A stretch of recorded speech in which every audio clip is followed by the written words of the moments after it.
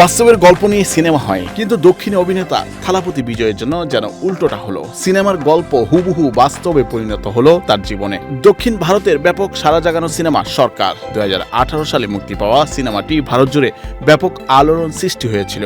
এটির কাহিনী ছিল অনেকটা এমন: একজন প্রবাসী ব্যবসায়ী ভোট দিতে দেশে ফিরে দেখেন তার ভোট অন্য কেউ দিয়ে ফেলেছে। এরপর তিনি দুর্নীতির বিরুদ্ধে লড়াই শুরু করে নিজেই রাজনৈতিক দল গঠন করলেন এবং শেষ পর্যন্ত রাজ্যে সরকারও গঠন করেন। সিনেমাটির নায়ক ছিলেন থালাপতি বিজয়। এবার তার জীবনেও যেন এমন ঘটনাই ঘটতে যাচ্ছে। তিনি যখন সিনেমার নায়ক, তখনও তিনি এলাকার জনসেবামূলক কাজে লিপ্ত ছিলেন। থালাপতি বিজয় এবার যেন সিনেমার গল্পকেই বাস্তবে রূপ দিচ্ছেন। সিনেমা ছেড়ে রাজনীতিতে নেমেই সিনেমার মতোই চমকে দিলেন সবাইকে। তার নবগঠিত দল তামিলগা ভেট্টি কাজাগাম অভাবনীয় সাফল্যের পথে রয়েছে। মুখ্যমন্ত্রীও হয়ে যেতে পারেন থালাপতি বিজয়। নুরুল আফসার, বৈশাখী সংবাদ।